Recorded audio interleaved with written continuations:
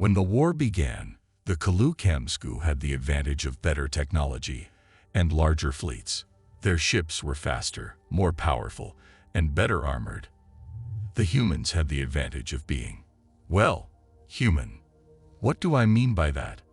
I'm glad you asked, because that brings us neatly to the case study for today's lecture, the Battle of the Vega Gulf.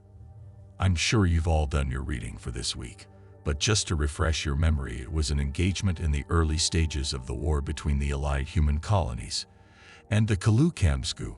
It took place in one of the systems in the large region of uninhabited space beyond the star Vega, known to the humans as the Vega Gulf. A small human fleet was moving towards one of their forward outposts near Kamsku space in order to link up with a larger force. There weren't enough escorts available, so it was taking a more circuitous route in the expectation that this would take it around the Kamsku fleets, which were trying to break through the humans' defenses around Lyra Epsilon. The humans hoped that by making a flanking attack into Kamsku territory, they could force those frontline forces to pull back and take the pressure off the front. But resources were limited, and the fleet making its way through the Vega Gulf consisted of 4 carriers with only a light cruiser and 4 destroyers as their escorts. Obviously, having done the reading and being familiar with human ship designations, you can all see the inherent risk in such a mission. Destroyers are, yes, you at the back who for some reason thinks I won't see you if you don't make eye contact. What was that? Destructive. Really? Yes, you might as well hide behind your wings in shame. Fine. Since some of us need a refresher, I'll give you a quick summary of human ship design. Now, this is a little complex, so please pay attention.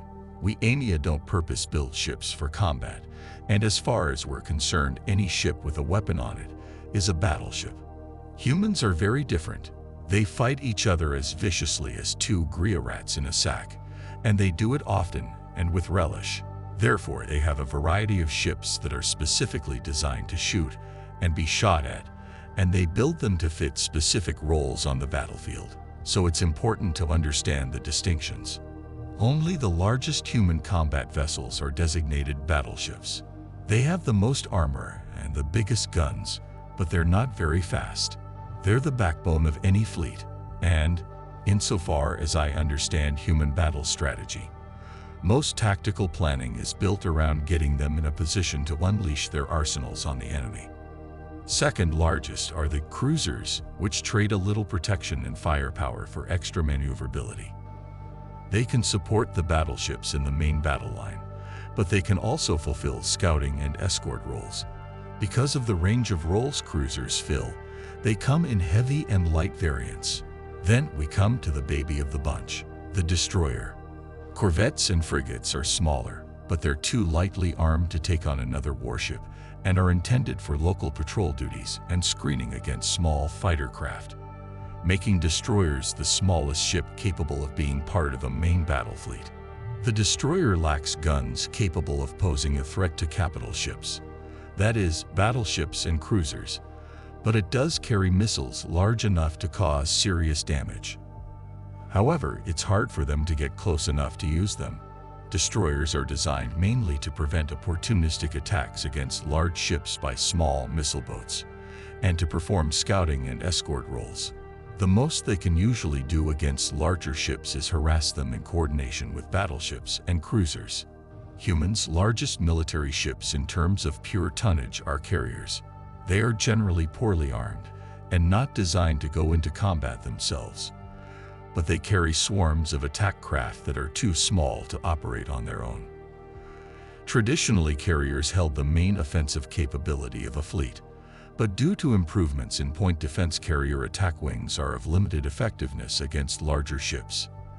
They're still useful for harassing medium-sized ships and essential for any kind of planetary assault, so carriers usually double up as troop transports, housing the shuttles and vehicles necessary for a ground campaign. So at Vega Gulf, the humans had 4 carriers, massive and expensive ships that are nevertheless incapable of defending themselves in a straight-up fight, and they were being escorted by a single light cruiser, whose main asset is being able to strike fast and run away faster if it encounters a larger ship, and 4 destroyers, which aren't supposed to engage larger ships at all.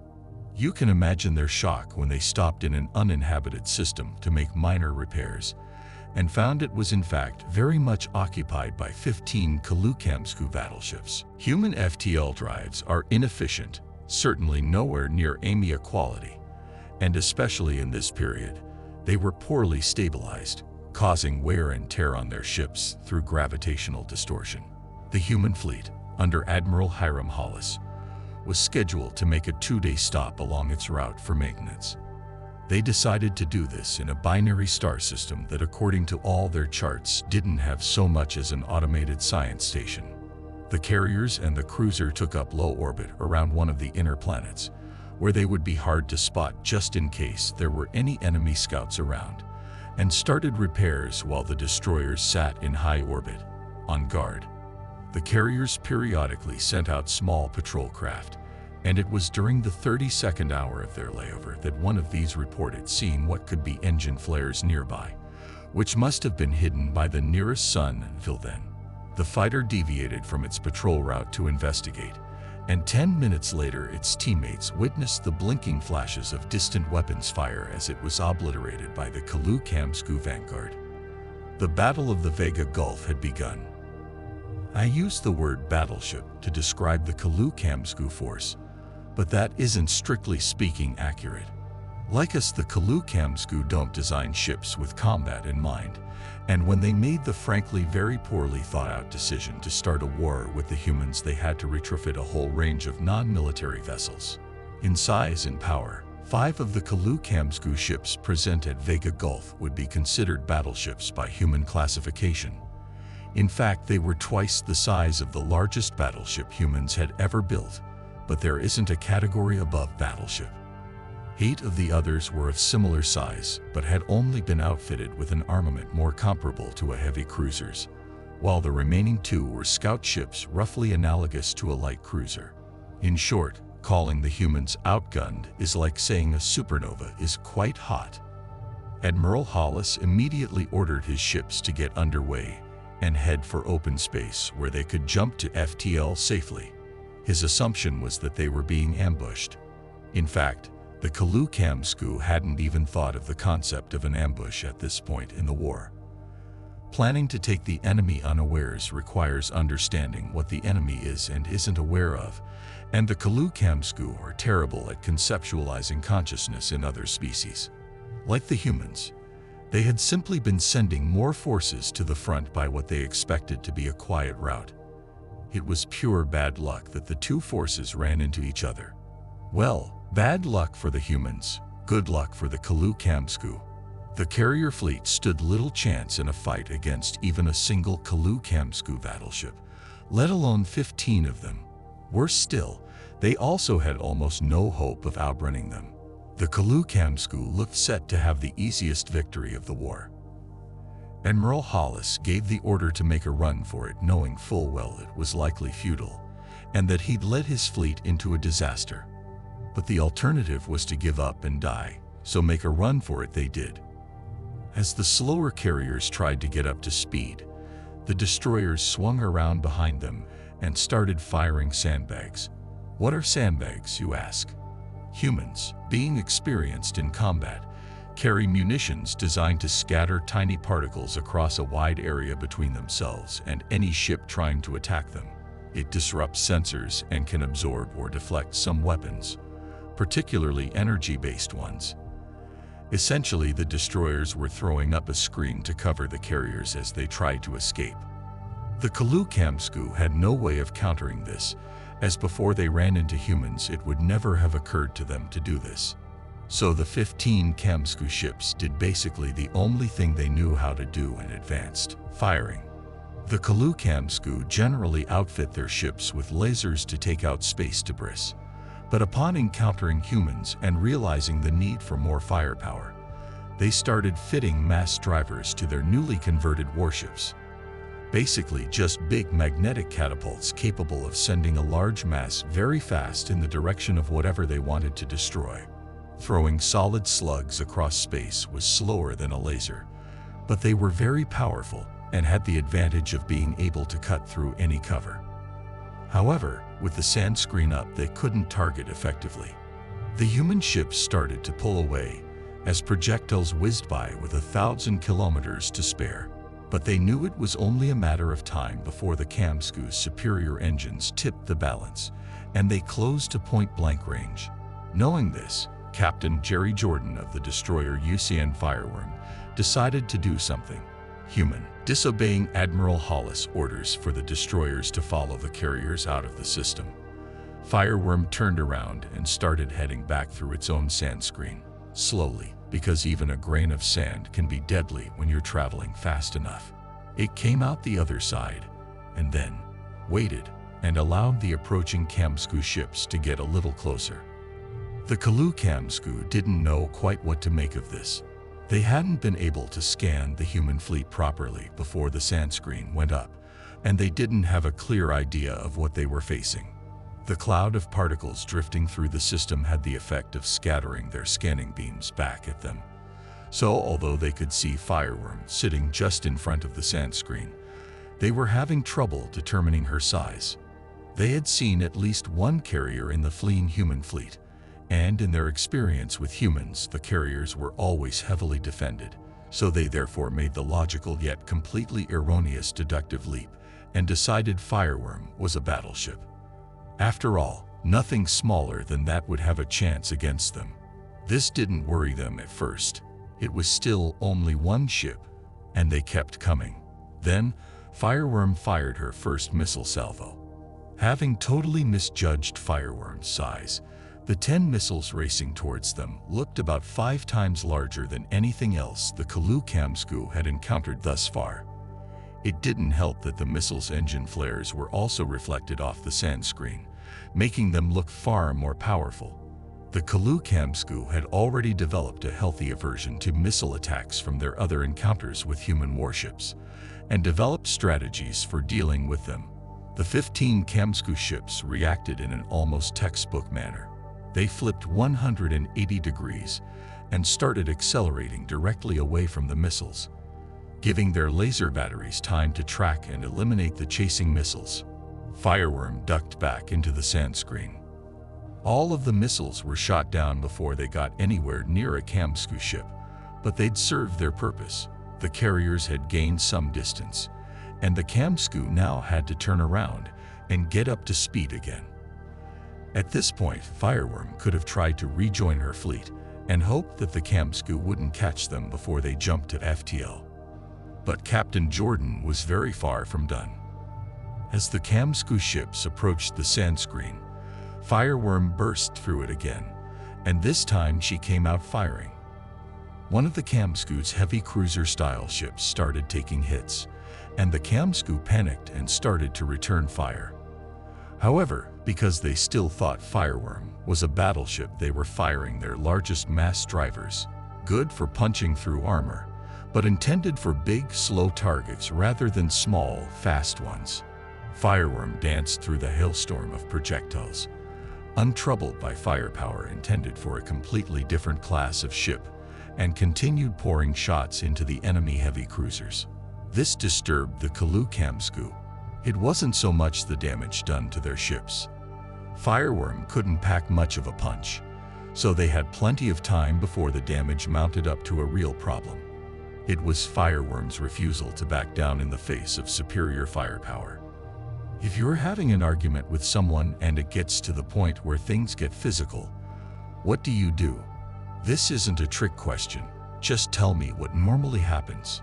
Even if you're a non-confrontational person, you're presumably aware of the principle. Yes, you in the second row who has her hand up because she thinks classroom participation is going to make up for her abysmal essay assignments. Say something sensible, and I suppose it won't hurt your chances of getting a passing grade. What was that? Postering. Yes, exactly. The two parties draw themselves up to their full height and spread their wings, making themselves look as large as possible. If one is significantly larger than the other, the smaller individual backs down. This isn't just how Anya react to violent confrontation. It's a nearly universal evolved response to intra-species disputes, which minimizes the chance of serious injury to either party. Nearly universal. Humans, as usual, throw off the curve, and Captain Jordan and the crew of the Fireworm were apparently right at the edge of that data set. The core of the trouble the Kamsku had throughout their conflict with the humans is that they had never fought an actual war before. They had made aggressive moves against other spacefaring species before, but either the other species gave in before much fighting had been done, or they made a similarly aggressive display, and the Kamsku backed down. So the 15 Kamsku ships bearing down on Fireworm watched it stand fast in the face of their overwhelming firepower, and started to wonder if maybe it was in a stronger position than they'd thought. Logically, in their eyes, the most likely reason it was acting this way was there were other ships lurking in the sandscreen, which would come out as soon as the Kamsku were too close to withdraw easily. The Executive Council commanding the Kamsku ships ordered a halt and sent their 2 light cruisers forward, the only 2 ships they had that would be fast enough to get away in the event that things went badly. Fireworm, having stalled the enemy yet again, melted back into the sandscreen to buy itself some more time. The light cruisers closed the distance, and just when they were about to reach it, Captain Jordan ordered his ship out of cover again. Finally, the Kamsku were able to get a precise scan of Fireworm, and were immensely confused when they realized that the new human super battleship they'd been fighting was in fact just a destroyer that had no business even trying to fight them, let alone hold them off for hours. Presumably, the humans aboard had some kind of mental defect. The light cruisers queried their superiors for instructions and were told in no uncertain terms to obliterate the destroyer as quickly as possible so that the fleet could advance. The light cruisers accepted this task with relish, knowing the smaller ship was no match for them now. They were using the appropriate weaponry. Their mass drivers sat silent as they trained their much nimbler laser batteries on the human ship, and they would have made short work of it. However, it was at this point that the Kamsku found out that Fireworm hadn't fired all her missiles earlier. One light cruiser threw itself into evasive maneuvers in time to dodge the incoming salvo. The other one did not. Nuclear detonations flashed in the darkness, glittering off the drifting sand clouds as the missiles found their mark. The first hit blew a chunk off the bow, and the second struck amidships and tore a massive rent in the hull. Plume of atmosphere kilometers long started venting into space, and escape pods began streaming from the stricken ship moments later. The surviving light cruiser shot down the last of the missiles and turned to complete its mission, only to find Fireworm coming straight at them. Although the human ship's own mass drivers were inferior, at close range the light cruiser didn't have the protection to just shrug them off like its larger brothers. The light cruiser's lasers gave Fireworm some nasty scars, but after just a few minutes of combat the Kamsku ship broke off and started running back towards the protection of the Kamsku battleship, trailing debris. The Kamsku battleships were now finally close enough to target Fireworm effectively despite the sensor scattering, and soon more lasers were carving large chunks off the small ship. Again, Fireworm could have turned at this point and tried to run with the rest of her fleet. Instead, Captain Jordan saw the perfect opportunity to use the fleeing light cruiser for cover and charge the enemy ships. This time, the Kamsku didn't bother even trying to take evasive action, knowing that it would only be minutes before Fireworm was reduced to fragments of scrap metal. This turned out to be both completely true and a terrible, terrible mistake. Fireworm continued firing her main armament as she suffered hundreds of hits, but she was immensely outclassed. The Kamsku battleships suffered damage, but nothing more than a minor nuisance, and Fireworm quickly lost one, then two, then all four of her mass drivers. However, now she was practically inside the enemy formation. She had no guns and she was venting atmosphere from a dozen places, but Fireworm had the enemy right where she wanted them. With her crew already heading for the escape pods, she fired off her final missile salvo. Then she accelerated to ramming speed.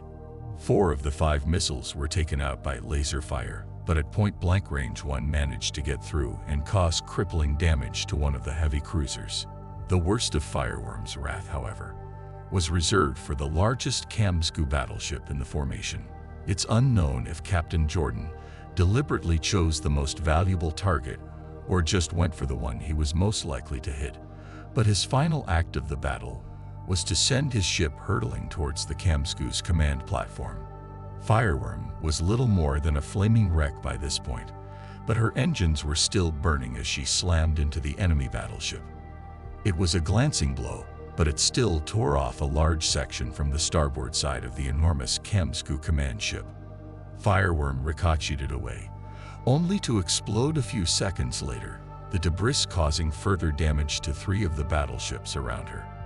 The Kamsku had finally brought down the single destroyer that had challenged them, and only for the cost of 1 light cruiser wrecked, another light cruiser badly mauled, 1 heavy cruiser with serious damage, 1 battleship that was on the verge of being abandoned, and most of their other ships suffering from minor damage. According to their own records, one of the senior Kamsku planners remarked, unwittingly echoing the words of the human General Purus over 2,000 years earlier, that if they had one more victory like that they would be utterly ruined.